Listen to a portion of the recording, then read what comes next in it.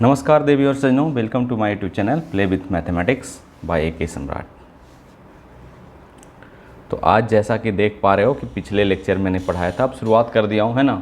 Regular जो 12th के बच्चे हैं रेगुलर जुड़े रहें, हर चैप्टर मैं अच्छे से बारीकी से मैं पढ़ाऊँगा, ठीक है।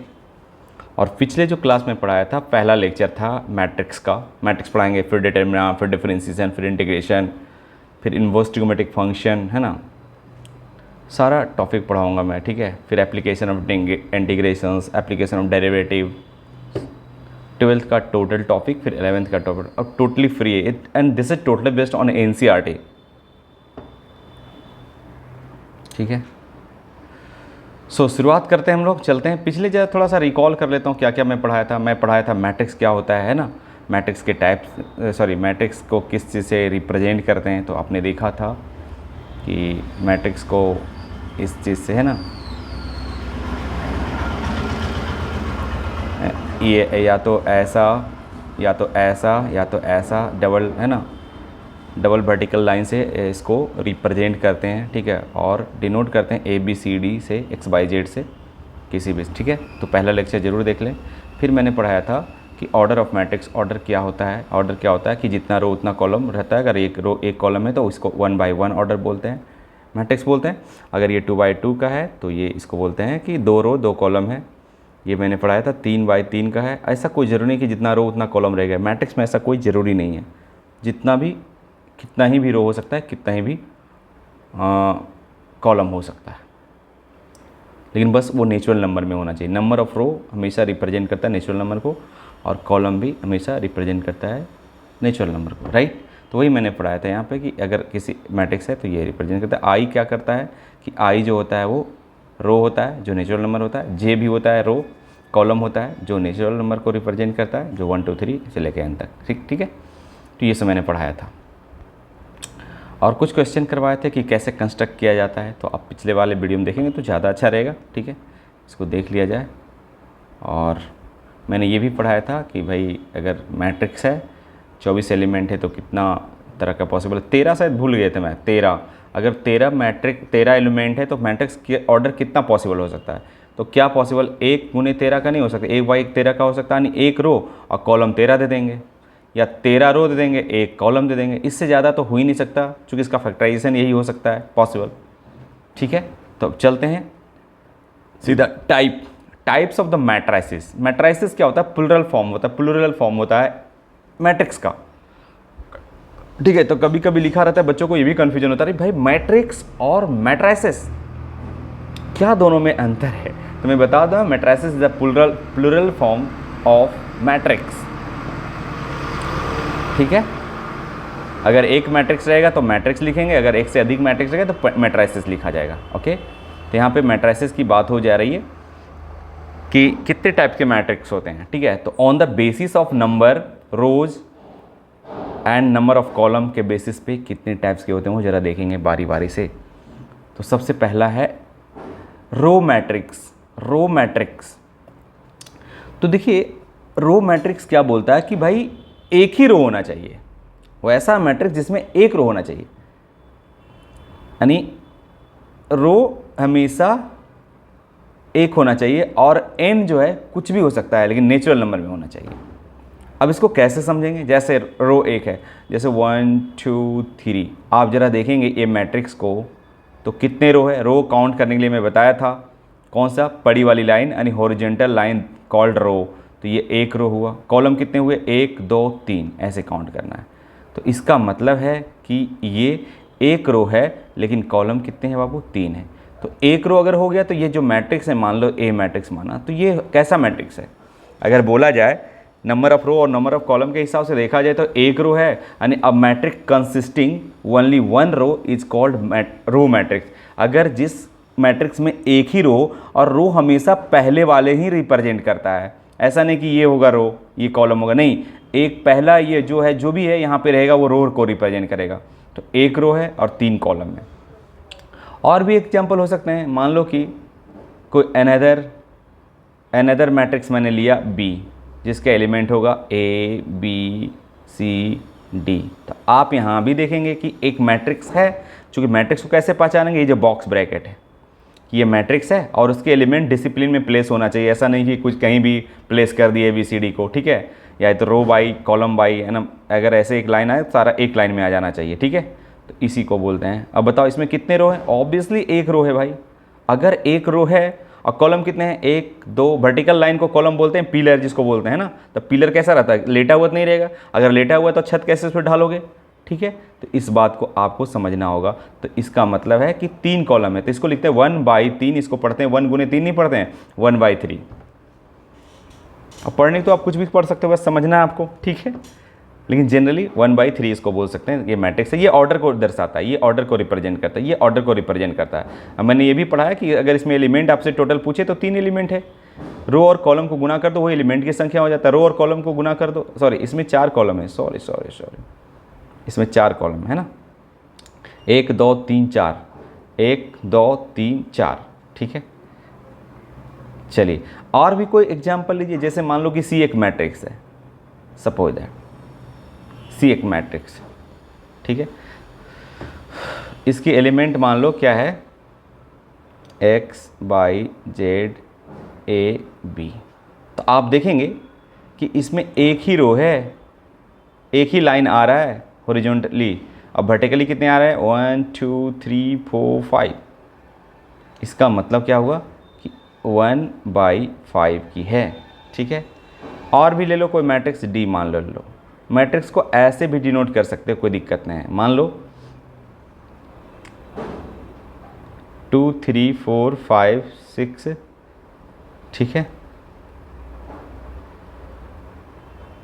6 7 1 2 3 4 5 6। इसका मतलब है कि आप इसको लिख सकते हो 1/6, क्योंकि रो एक ही है बच्चे और कॉलम कितने? 1 2 3 4 5 6 कॉलम, तो 1/6, ठीक है, 1/6। और मान लो E एक मैट्रिक्स या सपोज दैट X एक मैट्रिक्स, मैट्रिक्स को आप ऐसे भी कर सकते हो, डबल वर्टिकल से आप डिनोट कर सकते हो, ये है मैट्रिक्स। तो लेकिन ये सब मैं बताया कि लेस यूज है, मान लो P है, Q है, R है, S है, T है, U है, V है, ठीक है। तो देखेंगे कितना रो है, अरे रो तो एक ही है, ये तो रो एक ही है, लेकिन कॉलम कितने हैं बताओ? 1 2 3 4 5 6 7। यानी आप अच्छे तरह समझ गए होंगे कि मैट्रिक्स का अगर एक रो है और कॉलम चाहे जितना भी हो, लेकिन नेचुरल में डिफाइंड होना चाहिए कॉलम भी, है ना, ऐसा नहीं कि इन्फिनिटिव दे देंगे। तो ऐसे मैट्रिक्स को हम लोग बोलते हैं रो मैट्रिक्स। सिम एक ही रो है, एक ही रो है, एक ही रो है, एक ही रो है, एक ही रो है, एक ही रो है। उम्मीद करता हूँ कि रो मैट्रिक्स आप अच्छी तरह समझ में आ गया होगा, है ना, ठीक है। अब ये सब जो होता है बच्चों, ये वाली बिल्कुल लेस यूज होता है, लेस यूज, ये सब जल्दी ऐसा नहीं होता। जनरली यही मैट्रिक्स को रिप्रेजेंट करना कि ये बॉक्स ब्रैकेट वाला यूज होता है, ये वाली और ये वाली, ये सब थोड़ा कम यूज होता है, लेकिन कुछ कुछ बुक में आप देखेंगे ये सब का भी होता है। जैसे ये फॉरेन राइटर में जो है ना, जो विदेशी बुकें होते हैं ये सब लिखा रहता है, लेकिन जो इंडियन बुकें होती है वो ये रहता है, ये वाली और ये वाली ज़्यादा यूज होता है, मतलब ये सब बॉक्स ब्रैकेट वाली, ठीक है। तो चलते हैं अगला। ये हो गया, आपने समझ में आ गया रो मैट्रिक्स कि जिसमें एक ही रो हो, ठीक है। आ जाइए कॉलम। कॉलम मैट्रिक्स क्या होता है, आप देख पा रहे हो कि कॉलम एक होना चाहिए और रो एम हमेशा रिप्रेजेंट करता है, हमेशा नहीं मतलब बस यहाँ पे हम लोग डिफाइन कि भाई एम है रो और एन है कॉलम, ठीक है। तो ऐसे लिखा गया, a matrix having only one column is called column matrix. It is also called column vector भी बोलते हैं इसको, ठीक है। तो चलिए मैट्रिक्स, अब वेक्टर के बाद की बात है, बाद में पढ़ाएंगे वेक्टर, ठीक है। तो आपने समझा कि कॉलम मैट्रिक्स क्या है, जिसमें एक कॉलम हो, ठीक है। जैसे मान लो कि 1 2 3, आप देख पा रहे होंगे एक मैट्रिक्स है जिसमें आप देखोगे कि जो वर्टिकल लाइनें होती है वही तो कॉलम होते हैं, तो एक ही कॉलम इससे आएगा, लेकिन रो कितना होगा? 1 2 3 हॉरिजॉन्टल लाइन, रो काउंट ऐसे करते हैं। कुछ बच्चों को रो और कॉलम में भी दिक्कत होती है, तो मैं बता रहा हूँ कैसे काउंट करने हैं। 1 2 3, ये रो हो गया। और रो को पहले ही रिप्रेजेंट करना, यानी 3 रो हो गई। और कॉलम कितने हो गए, एक ही तो कॉलम है, एक ही पिलर बन रहा है, एक ही है ना। और देखिए अगर आप देखो जाए दूसरा बी एक मैट्रिक्स है जो ऐसा है एक्स वाई जेड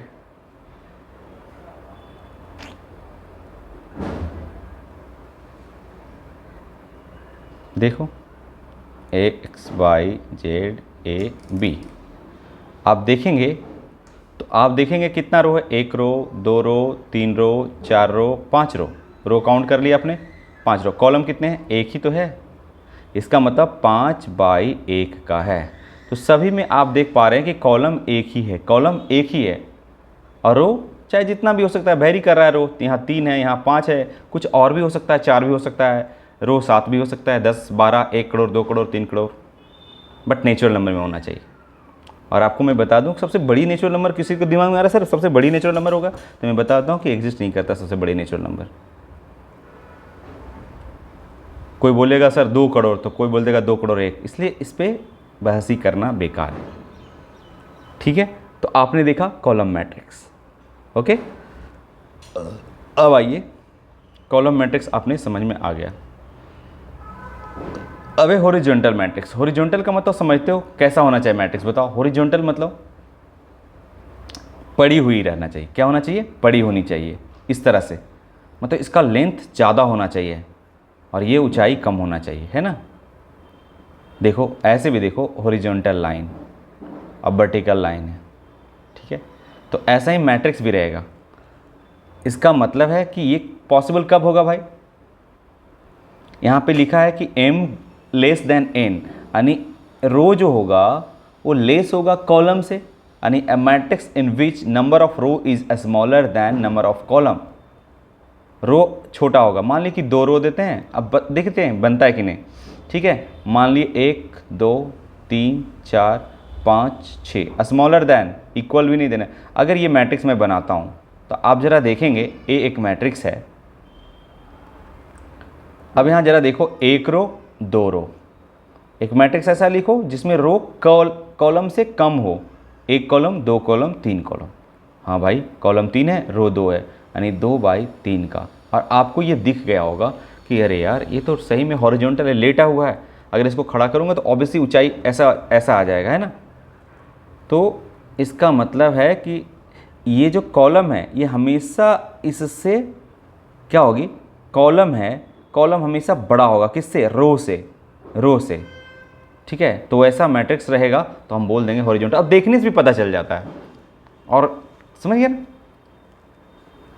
और भी देखो, मान लो कि बी एक मैट्रिक्स लेता हूँ, 1 2 3 4 5 6 7 8 9 10 11 12। अब यहाँ देखो, आप ज़रा रो और कॉलम आसानी से काउंट कर सकते हो, 1 2 3, यानी 3 रो को पहले प्लेस करते हैं भाई, 1 कॉलम 2 कॉलम 3 कॉलम 4 कॉलम, यानी 4 कॉलम। इसका ये जो मैट्रिक्स होगा वो कैसा होगा बताओ।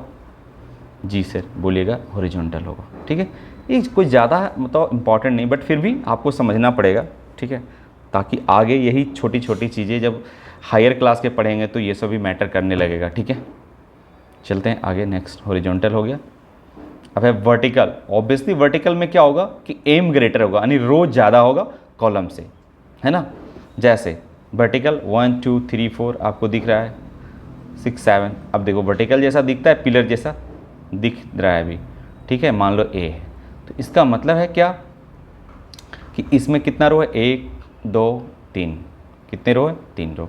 और कॉलम कितने हैं, 1 2, अच्छा 2 ही कॉलम है, 3 रो 2 कॉलम, तो हमेशा ये ज़्यादा होगा। ठीक है, अगर ये ज़्यादा होगा तो समझ जाएंगे वर्टिकल होगा। क्या होगा, वर्टिकल मैट्रिक्स होगा। ठीक है, ये तो पहचान में आ रहा है ऐसा ही। ठीक है, ये बात समझ में आ गई। चलिए बी जैसे एक मैट्रिक्स लेता हूँ, 1 2 3 4 5 6 7 8। आपको दिख रहा है बिल्कुल वर्टिकल जैसा, बिल्कुल वर्टिकल जैसा, पिलर जैसा दिख रहा है। आप इसमें काउंट करेंगे तो देखो कितने रो है, 1 2 3 4 रो है। कॉलम कितने हैं, ओनली 2 है, 4/2 का इसको बनेगा, यानी 4/2 का। तो जिसमें कॉलम ज़्यादा हो, कॉलम ज़्यादा हो, सॉरी रो ज़्यादा हो कॉलम से, तो उसको हम क्या बोलते हैं?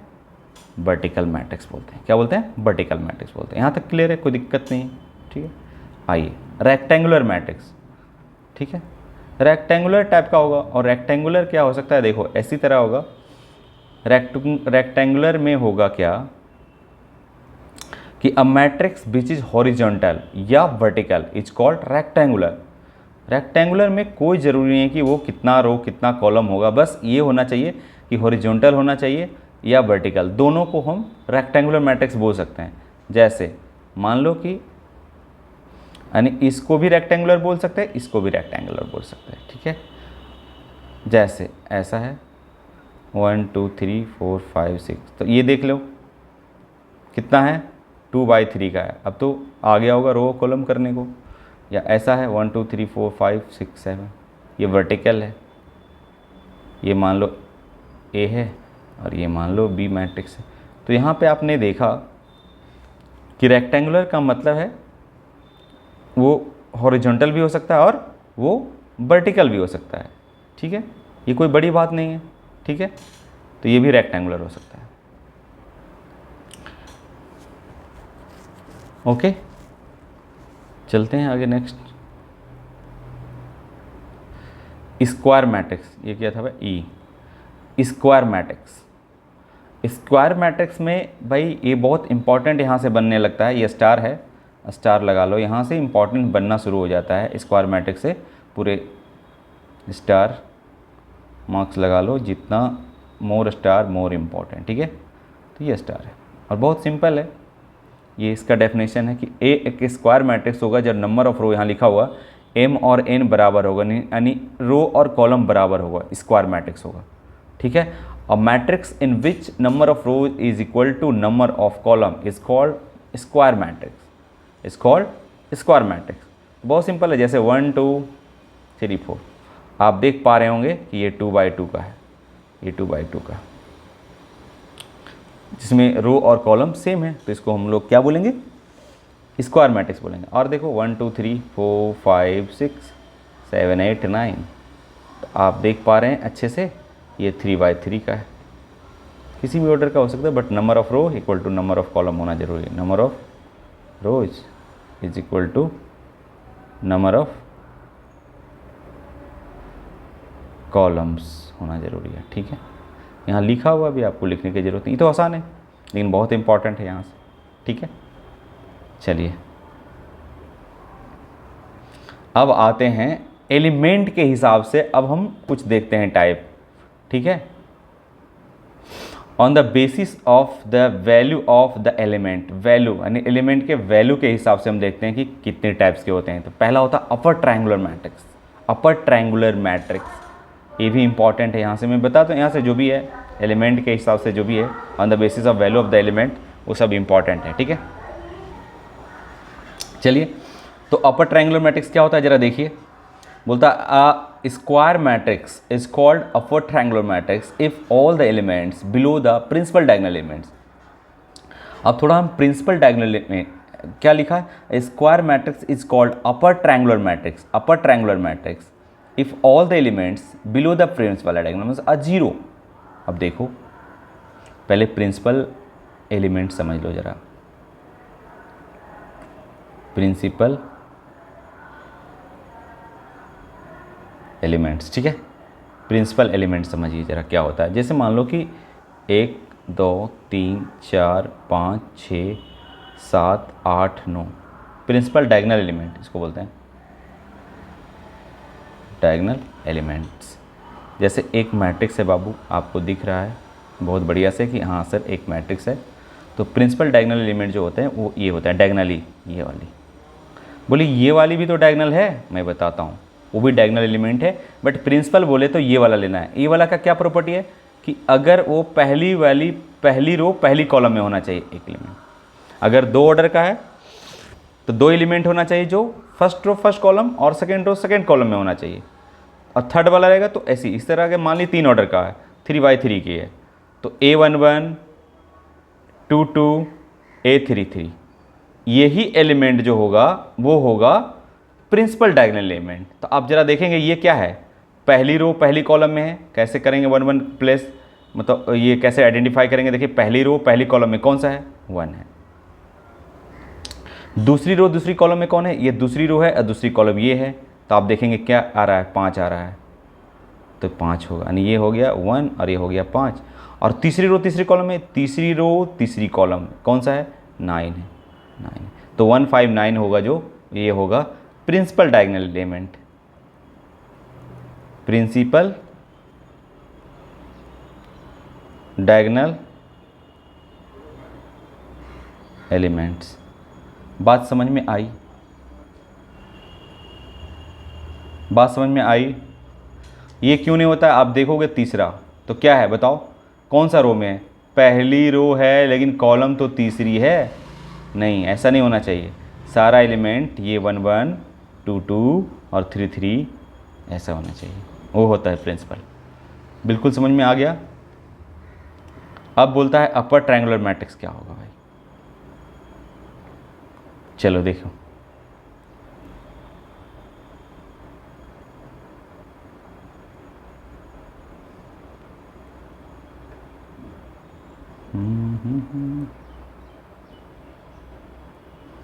ठीक है,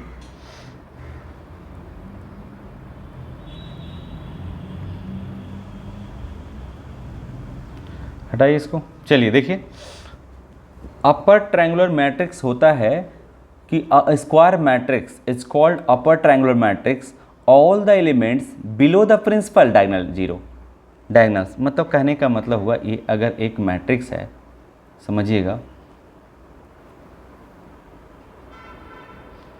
मान लो कि दो ही ऑर्डर कर लेता हूँ, तो मान लो कि 1 है 2 है 0 है और ये 3 है, तो आप देखेंगे कि अच्छा प्रिंसिपल डायगोनल एलिमेंट तो ये है, और इसके नीचे क्या है, जितनी भी एलिमेंट्स होगा, और ये 2/2 है तो एक ही एलिमेंट 0 होगा, तो 2/2 का अगर ये 0 है तो समझ जाएंगे इसको ये अपर ट्रायंगुलर मैट्रिक्स होगा। और ये 2/2 का है, स्क्वायर मैट्रिक्स है भी, और प्रिंसिपल डायगोनल एलिमेंट के नीचे 0 है, एलिमेंट जितने भी एलिमेंट है, एक ही एलिमेंट है बेचारा वो 0 है, तो हम समझ जाएंगे कि इसको बोलते हैं अपर ट्रायंगुलर मैट्रिक्स। जैसे एक और मैट्रिक्स हम कंसिडर करते हैं, 1 2 3 0 4 5 0 0 6, ठीक है। अब देखिए, आप जरा देखेंगे कि प्रिंसिपल डायगोनल एलिमेंट ये है, इसके नीचे क्या है, सारा ट्रायंगुलर तो ऊपर बनेगा, तो बोलते हैं अपर ट्रायंगुलर मैट्रिक्स, ठीक है। और नीचे सारा क्या है, 0, यानी प्रिंसिपल डायगोनल एलिमेंट के नीचे सारा एलिमेंट 0 हो गया, तो समझ जाएंगे कि वो अपर ट्रायंगुलर मैट्रिक्स होगा। ट्रायंगल तो ऊपर बनेगा, 0 के लेने का कोई फायदा नहीं, तो अपर में ट्रायंगल बन रहा है, तो देखिएगा अच्छा अपर ट्रायंगुलर मैट्रिक्स इसको बोलेंगे। बात समझ में आया, बिल्कुल आया होगा। और भी जैसे ले लो, सी एक और ले लो, सी एक मैट्रिक्स है जिसका मान लेते हैं कि एलिमेंट है 1 2 3 4 0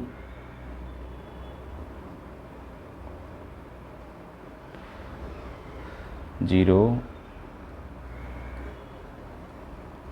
5 6 7 0 0 8 9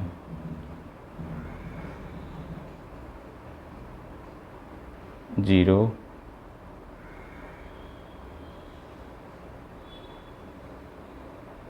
कितना वाई लिखना है, 4 वाई, 4 1 2 3 मान ली, लिख दिए 9 0 0 6। अब देखो प्रिंसिपल डायगोनल एलिमेंट के नीचे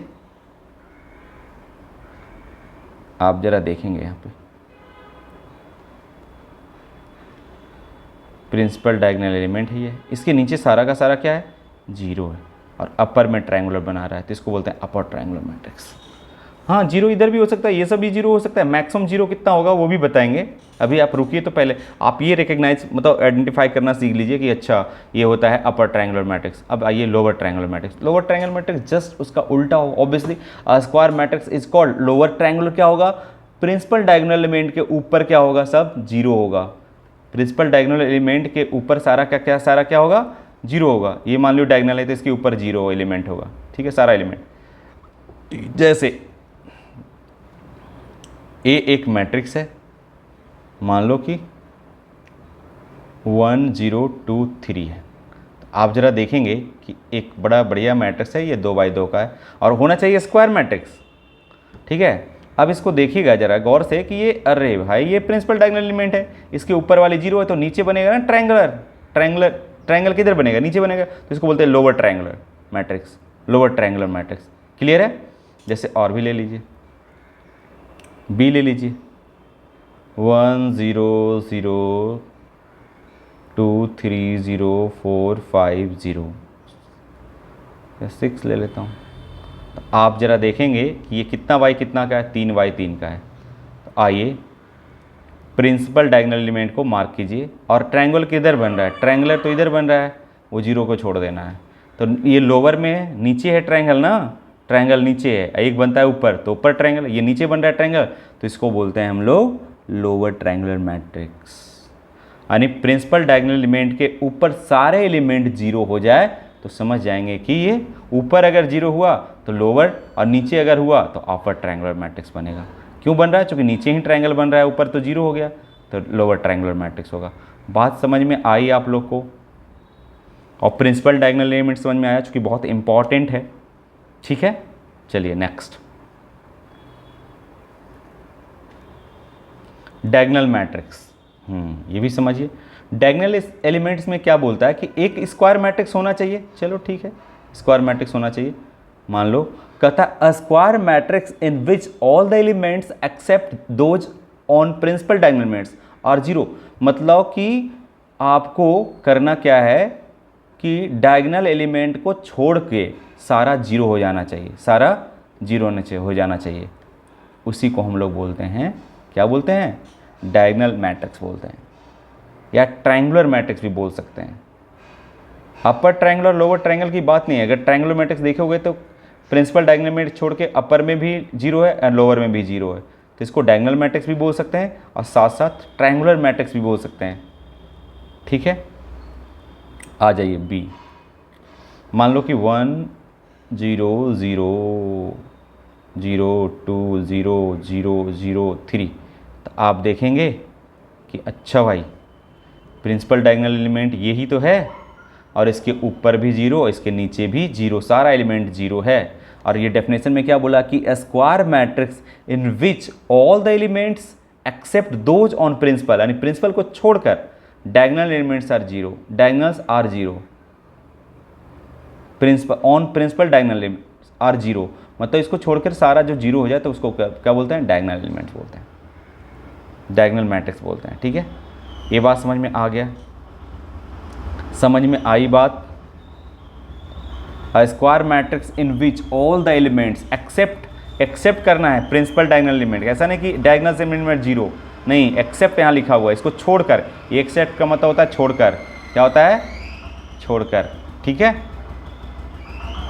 जैसे और भी एक लिखो एग्जाम्पल, 1 0 0 0 2 0 0 0 0 3 0 0 0 0 4, ये हो गया। देखो 1 2 3 1 2 3 4, 4x4 का है, 4x4 का है, और यहाँ प्रिंसिपल डायगोनल एलिमेंट के सारा नीचे 0 और सारा ऊपर 0, इसका बोलते हैं सकते हैं डायगोनल मैट्रिक्स बोल सकते हैं।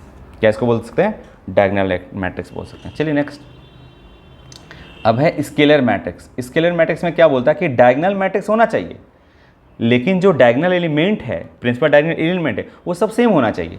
जैसे 1 है, जैसे ये देखो तो प्रिंसिपल डायगोनल एलिमेंट है, सेम है, अब बाकी सब 0 हो गया तो इसको बोलते हैं डायगोनल एलिमेंट, डायगोनल मैट्रिक्स है। लेकिन अगर सब सेम हो गया तो उसी को बोलते हैं स्केलर मैट्रिक्स। क्या बोलते हैं इसको? Scalar matrix. जैसे 1 0 0 0 1 0 0 0 1, ये है एक मैट्रिक्स। तो देखो सारा का सारा क्या है? सेम है। और किसी को दिमाग में रहे सर ये तो यूनिट मैट्रिक्स हो गया।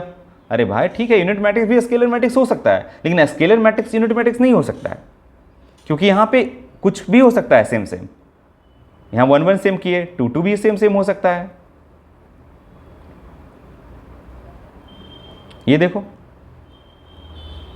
ये क्या है? स्केलर मैट्रिक्स है। और क्या हो सकता है?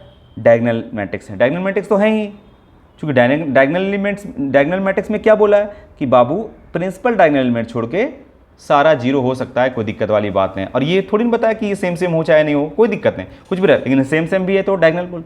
तो सर सारा डायगोनल स्केलर नहीं हो सकता है, लेकिन सारा स्केलर डायगोनल हो सकता है। सारा identity matrix unit matrix diagonal हो सकता है, लेकिन सारा डायगोनल यूनिट मैट्रिक्स नहीं हो सकता है। समझे, ये भी बात है। बी सी भी देख लो, 3 0 0 0 3 0 0 0 3। अब यहाँ भी देखो तो इसको क्या बोल सकते हैं कि हाँ अच्छा सेम सेम है तो स्केलर मैट्रिक्स है। और क्या है, डायगोनल मैट्रिक्स। यहाँ तो साफ लिख दिया है कि डायगोनल मैट्रिक्स ही कहलाएगा स्केलर मैट्रिक्स। लेकिन क्या होना चाहिए, elements are equal, principal diagonal elements का इक्वल होना चाहिए, ये सारा इक्वल। ठीक है, ये सारा जो प्रिंसिपल डायगोनल एलिमेंट है इसी को तो बोलते हैं principal diagonal element. Same same same, तो डायगोनल एलिमेंट के साथ साथ ये सब, डायगोनल मैट्रिक्स के साथ साथ ये सब क्या हो गया, स्केलर मैट्रिक्स हो गया, अगर सेम सेम रहेगा बाबू प्रिंसिपल। ठीक है बच्चे, चलते हैं नेक्स्ट।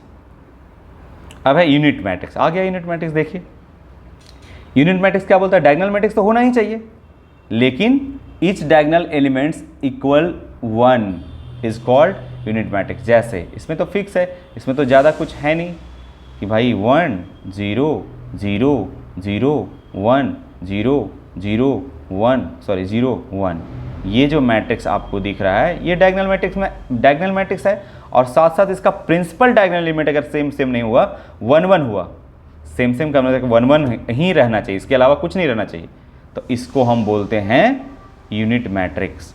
यूनिट मैट्रिक्स, और ये आई से रिप्रेजेंट करते हैं इसको। क्या चीज़ से करते हैं, आई से। अगर ये 3 है तो I3 लिखेंगे, ये 3/3 का है ना, ऐसा है।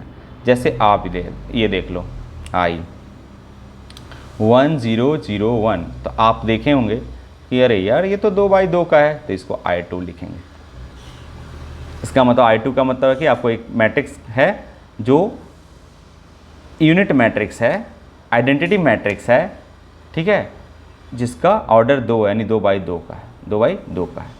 ये बात समझ में आ गया आप लोग को, कोई दिक्कत वाली बात है क्या। और क्या इसको बोल सकते हैं, डायगोनल बोल सकते हैं, बिल्कुल ये डायगोनल भी हो सकता है। क्या हो सकता है, डायगोनल ही तो है, डायगोनल मैट्रिक्स हो सकता है। और क्या हो सकता है, हाँ स्केलर भी हो सकता है, स्केलर भी हो सकता है। तो यूनिट मैट्रिक्स डायगोनल भी है, डायगोनल तो यहाँ साफ दिया हुआ डायगोनल मैट्रिक्स ही होता है यूनिट मैट्रिक्स, लेकिन क्या है कि उसका जो प्रिंसिपल है वो हमेशा 1 1 होना चाहिए, 1 1 होना चाहिए। तो ये बात समझ में आ गया आप लोग को अच्छी तरह, कोई दिक्कत नहीं। नल मैट्रिक्स, नल या जीरो मैट्रिक्स भी वो उसको बोलते हैं, तो वेरी सिंपल। और ये कोई भी ऑर्डर का हो सकता है। यहाँ लिखा all the elements of a matrix are zero, then the matrix is called null matrix और जीरो मैट्रिक्स। और इसको O से रिप्रेजेंट करते हैं। क्या चीज़ से रिप्रेजेंट करते हैं, O से।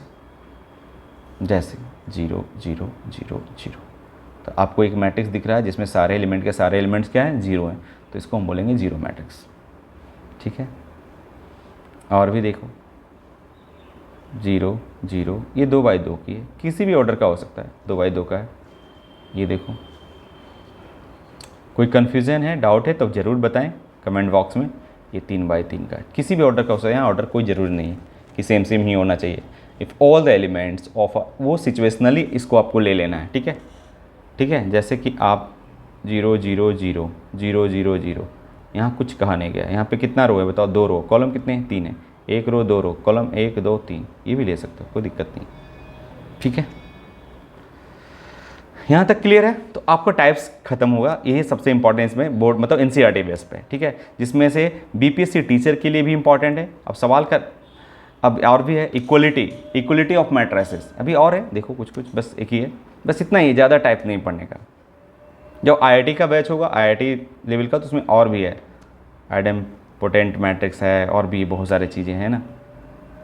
चलिए, इक्वलिटी ऑफ मैट्रिसेस क्या बोलता है, देखिए जरा समझिए। इक्वलिटी ऑफ मैट्रिसेस में क्या होता है कि 2 matrices are equal if they are comparable, number of rows and number of columns same होना चाहिए सबसे पहले।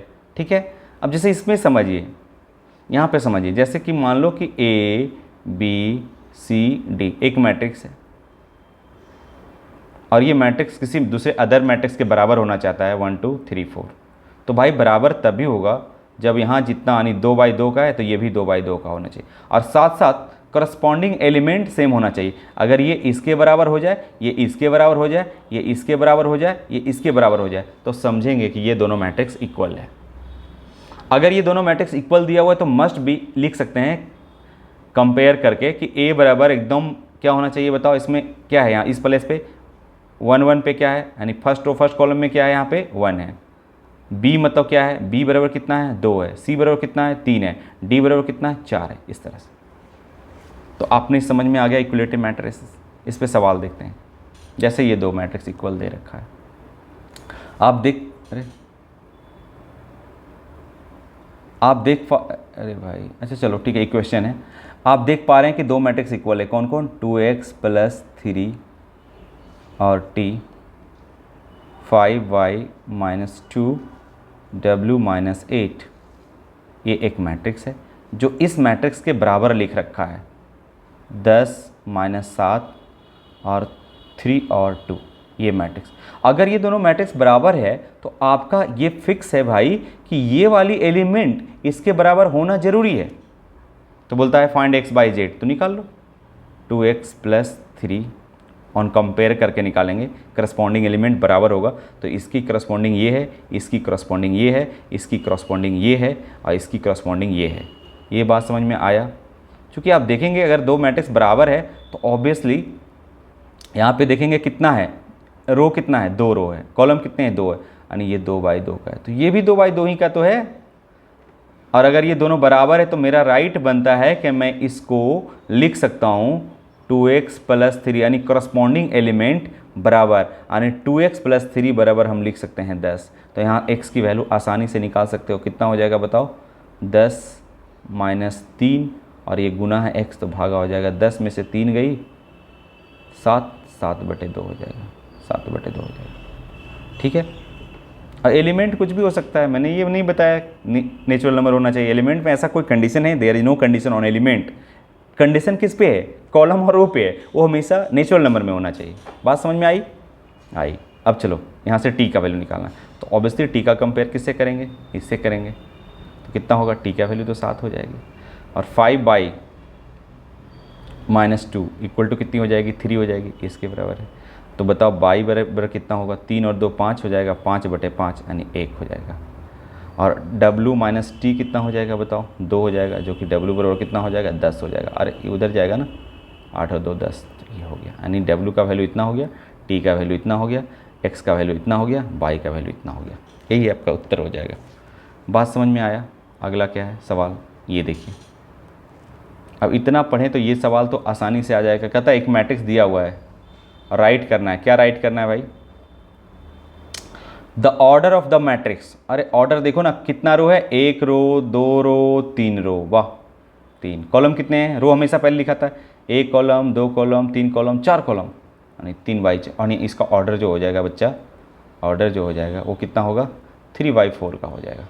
अब बोलता है द नंबर ऑफ एलिमेंट्स। अरे द नंबर ऑफ एलिमेंट्स कितना होगा, तो टोटल एलिमेंट्स कितना होता है, रो और कॉलम को गुना करने पे तो मिलता है, ऐसे काउंट कर लोगे क्या, 3 × 4 बराबर कितना होगा, 12 एलिमेंट होगा। आप काउंट भी कर सकते हो। Right the elements. अच्छा आपको लिखना है सी में, क्या लिखना है सी में, ये था ए का आंसर, ये बी, और सी में क्या लिखना है, कहता है A13 कैसे लिखेंगे बताओ। एक्स का मतलब पहली रो और तीसरी कॉलम में कौन सा एलिमेंट है, पहली रो जाएंगे और तीसरी कॉलम में जाएंगे, 2 मिलेगा, इंटरसेक्ट तो वहीं किया तो 2 हो जाएगा। फिर क्या बोलता है 2 1, इसका मतलब दूसरी रो पहली कॉलम, दूसरी रो पहली कॉलम कहाँ कट किया, 3 पे, 3 हो जाएगा। फिर क्या बोलता है 3 4 का मतलब तीसरी रो में जाना है, चौथी कॉलम में, तीसरी रो गए और चौथी कॉलम आए, कितना कौन सा है, 2 है। फिर 2 3, दूसरी रो तीसरी कॉलम, दूसरी रो गए और तीसरी कॉलम यानी ये 12 आ जाएगा। ख़त्म, कहानी हो गया। समझ में आया? आइए, ये काफ़ी इंपॉर्टेंट सवाल है, ये भी आइए भाई, ये बहुत बार पूछा है सवाल, स्टार लगा लो, कई बार पूछा है, रट लो 512 आंसर। ठीक है, अब बोलिए सर कैसे, तो मैं बता दूं, सवाल पढ़िए पहले।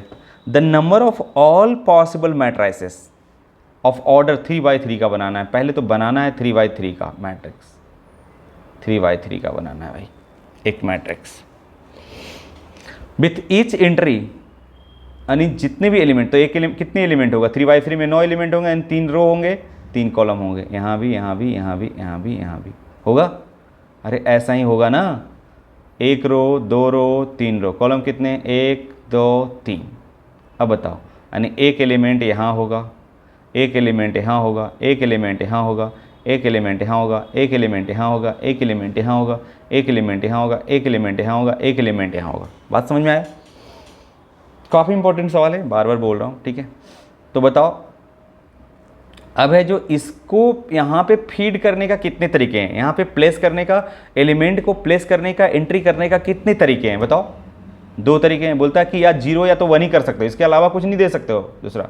तो भाई यहाँ पे 2 तरीके हो गए। कितने तरीके होंगे? 2 तरीके हो गए। यहाँ भी कितने तरीके से फिल कर सकते हो, या तो 0 या तो 1, 2 तरीके होंगे। यहाँ पे भी 2 तरीके, यहाँ भी 2 तरीके, 2 तरीके, 2 तरीके, 2 तरीके, 2 तरीके। तो टोटल जो होगा ways, number of possible, total ways, the number of all possibility, possible matrices, possible matrices हो सकता है, क्या हो सकता है बताओ? 2 गुणे 2 गुणे 2 गुणे 2 गुणे 2 गुणे 2 गुणे 2, 9 बार, 1 2 3 4 5 6 7 8 9, 1 2 3 4 5 6 7 गुणे 2 गुणे 2, 9, यानी 2 की पावर 9 कर सकते हैं। अरे 2 की पावर 10 हम जानते हैं 512 होता है, 1024 होता है, 1024 होता है, याद रखो, इसको 2 का स्टैंडर्ड है ये। 2 की पावर 1024 होता है। तो अगर हम 2 से भागा दें, 2 से भागा दें तो ये 2 के पावर 9 बचेगा, 2 के पावर 9 बचेगा, और ये 1024 का आधा कितना होगा? ऑब्वियसली 512 होगा, 512 होगा। ये इसकी उत्तर होगी। ठीक है, तो आज भर इतना ही, अगले से फिर हम आते हैं, नेक्स्ट लेकर आएंगे, मैट्रिक्स का ऑपरेशन करेंगे, जोड़ना, घटाव, गुना, भागा, ये सब करेंगे।